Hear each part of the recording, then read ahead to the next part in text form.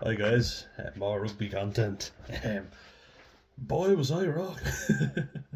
So I made my predictions only yesterday. I let them fairly late and cost me. I didn't do enough analysis. I should have done more in-depth research. Now the teams I picked to win won, but fuck me. Gonna review the Ireland game now for my sins, and then afterwards I'll review the England game. If there's enough to even review, Jesus. So both teams that won today, I feel like were very undeserving of their wins. Ireland were shite. There's no other way of saying it. They were brutal. They let Wales into that game so much, and yeah, like credit to Wales. Yeah, fair enough. You have to say it. They looked a lot more dangerous. Max Llewellyn, like why has he not been in the team before? He was so good. Like he really added to their attack, And I think Gareth Anscombe really gave them that out and out fly half, that experienced head, and kind of took the pressure off Ben Thomas, who had a bit more freedom to do what he wanted. But I feel like the standout player for Wales, there's a few like to be fair, but I feel like Blair Murray was the standout. Really, he was very good.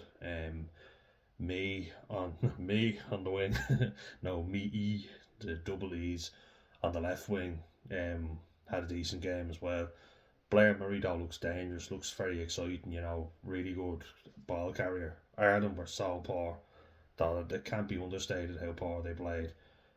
Dan Sheehan was very poor, and you never think you're going to say that. You said it about Antoine Dupont, and you don't think you're ever going to say that either.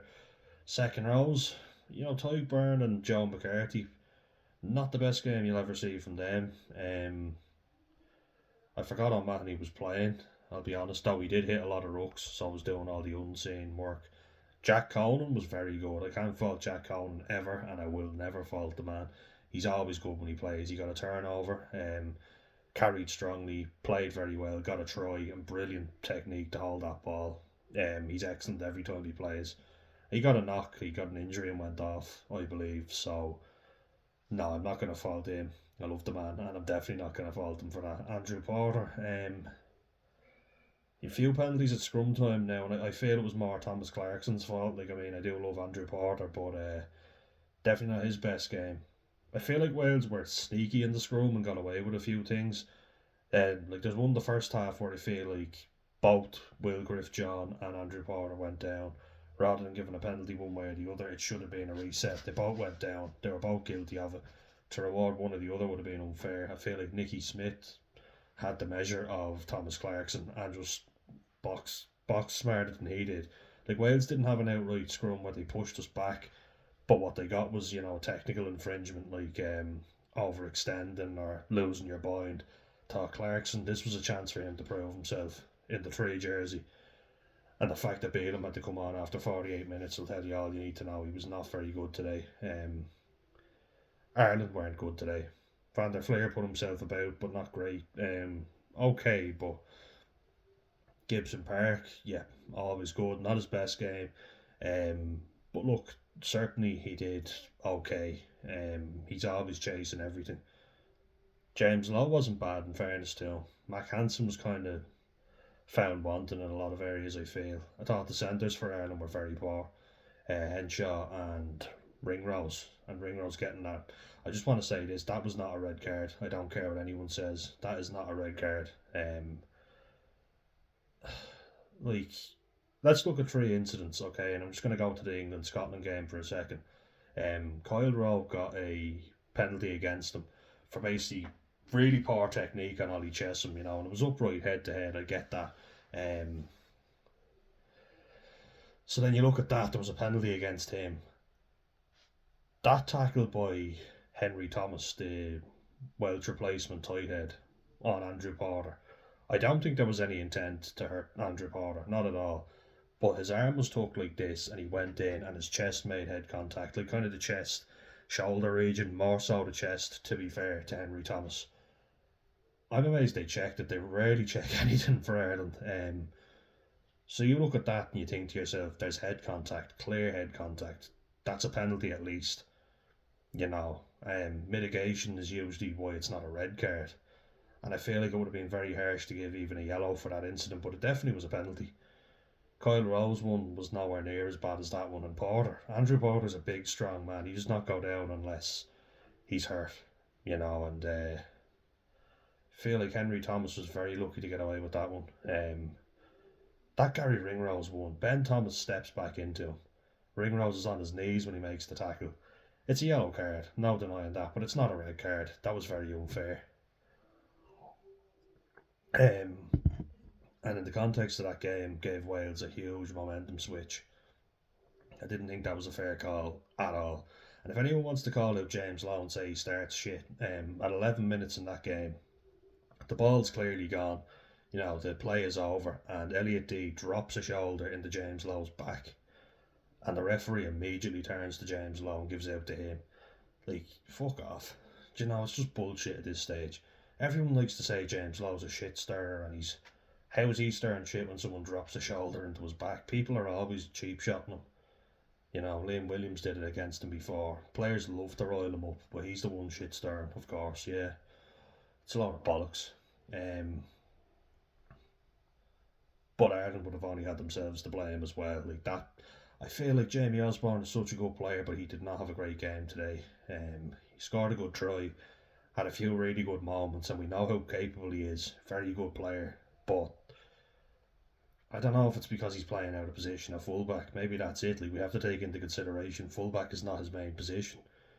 That's just where Ireland are playing him, but he's more of a centre or a winger, if you ask me. He's a very good player. Got a good try, some really good moments, but he should have hit Gary Ringrose with a better pass. That's an easy pass. I would have made that myself, and I'm a forward.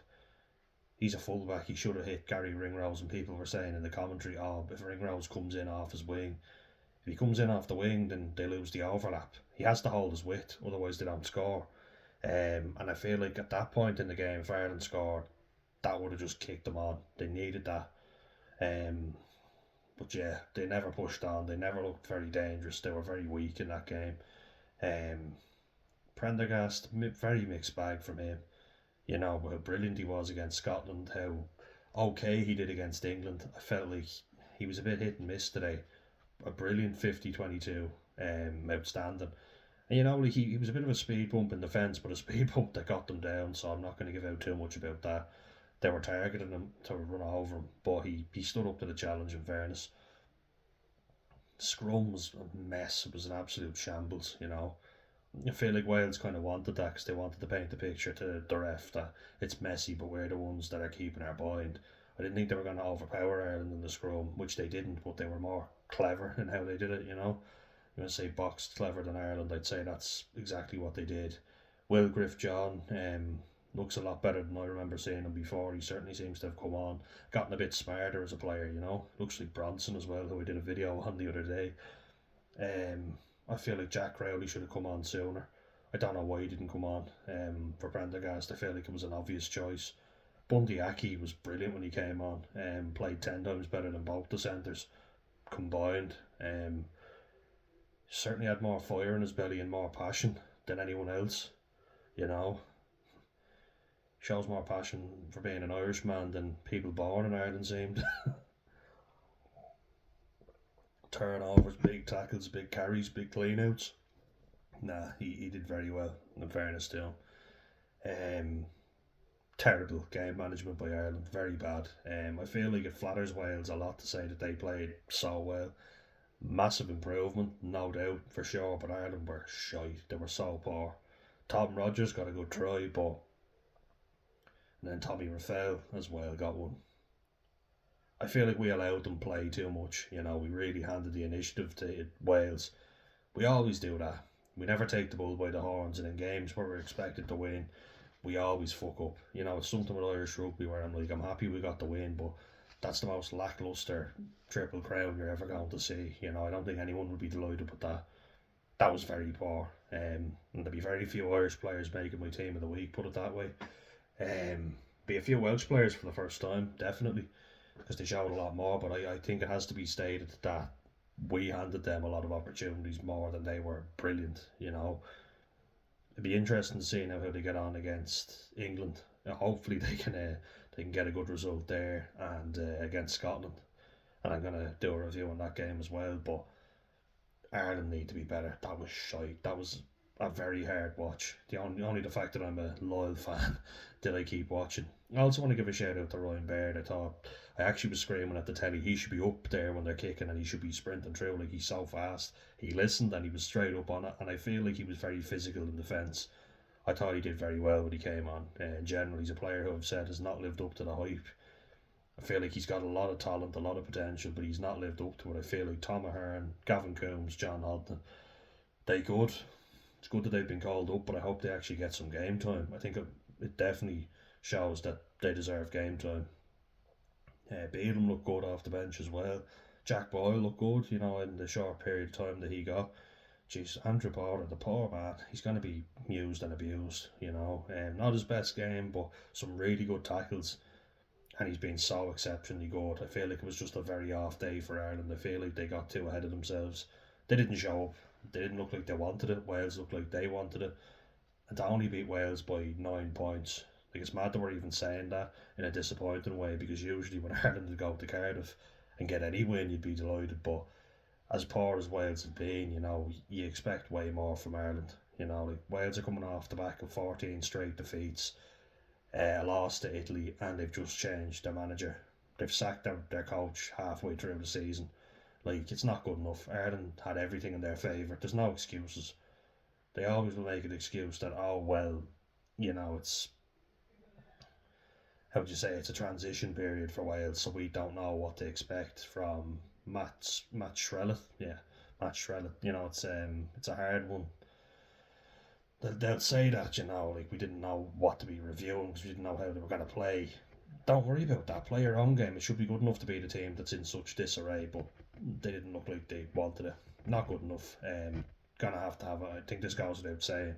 That performance will not get us a win against that French team. And we'll see France tomorrow if they click and they're trying new things. If Thomas Ramos at 10 and Leo Barry, who I've been shouting out for, I was saying I want Leo Barry to start, and I feel like Teo Atasogby deserves another start, which he's after getting, because he didn't put a foot wrong against Wales. But Damien Penaud was Damien Penaud. 7-1 split for France has been confirmed. I think Maxime Luca was the only one on the bench for France tomorrow, so they're going for firepower. The pack are going to steamroll Italy, I imagine. It should be a good watch. I hope it's better than the two shite games I've just watched. Review the England-Scotland game next, guys. But now, look, very happy that Ireland got the win, but you have to think of it like this. If France get a winning bonus point tomorrow, they're on 11 points, and we're on 14 coming into a game against us, so I would have liked that 4 point buffer, because what that gives you is, even if France beat us, I don't imagine they're going to beat us with a bonus point. They may beat us, but it's going to be a tight game, and it'll be hard fought for them, And if you look at it as well, a lot of the firepower for France is getting older. Romain Taufi-Fanua was supposed to be retired, so was Winnie Antonio. Antoine Dupont not playing his best rugby. You never thought you'd hear that, did you? Neither did I. But it's certainly not the best French team that I've seen. They're not as good as they were in the World Cup. They're there for the taking, but I would be very excited to see how Ramos at fly half and Barry at 10, or Barry at fullback, sorry, how they get on. I think Antoine Dupont will have to play a couple of positions because that's the risk that you take when you have a 7-1 split. You've only got one back on the bench. Who do you go for? I would have gone with someone who can cover more positions. Maxime Lucu can only play 9, so you're really limiting yourself, aren't you? But then again, like, Ramos can go to fullback, and I'm sure Dupont will slot in at 10, or... Jeez, actually, yeah, what do they do? Because, I mean, if Dupont has to go off or gets injured, God forbid, Lucu can come on and play scrum half, but Barry can't play as a fly half, and it's high risk, high reward, as they say, so we'll see how that one works for France. But if Ramos gets injured, Dupont's not the best place kicker. Maxime Lucu can have seen him place kick before, but Ramos is that good. I imagine France will get quite a few tries though tomorrow. Won't be an easy one, but I think they'll be out for blood and want to make a statement victory after their loss to England, and rightly so. But look, it's going to be a cracking game. I hope. Said that about this weekend, but jeez, they did not live up to the hype. Today's games were shocking. Um, but as you say, triple crown for Ireland. 14 points, top of the table. Woo! I'm always happy when Ireland win, but I'm trying to convince myself. But yeah, look, I hope we can get the Grand Slam, and then obviously three in a row would be great. So, but I want us to get the Grand Slam. I think we should. You know, we've beaten England, we've beaten Scotland, beaten Wales. You know, much more difficult. Like we made a pig's ear of that one, or as Richie Sadler said, a pig's arse, which I prefer. Pig's arse sums it up better. Thinking ear was too generous. It was a pig's arse of that game. A meal out of it, whatever you want to fucking call it. I said before kick-off yesterday that I felt like a minimum we should expect is a bonus point win, and then anything else is like fair enough. But they didn't give us that. They played terribly. They were so bad, and it's gonna need to be so much better against the French. They're gonna bring it physically. You know that's gonna be a challenge in the pack. And France's back three have proven that they can take on anyone and they can cut teams open from anywhere on the field. So yeah, definitely nervy times, but depends on what French team we get. If Italy can put them under the cosh, maybe they'll lose a bit of confidence. We shall see. All right, guys, I'm gonna get you. I'm gonna upload this one, and then I'm going to do the review of the England Scotland game. Era Abu, although I'm having a tough one convincing myself after that game. See you in the next one.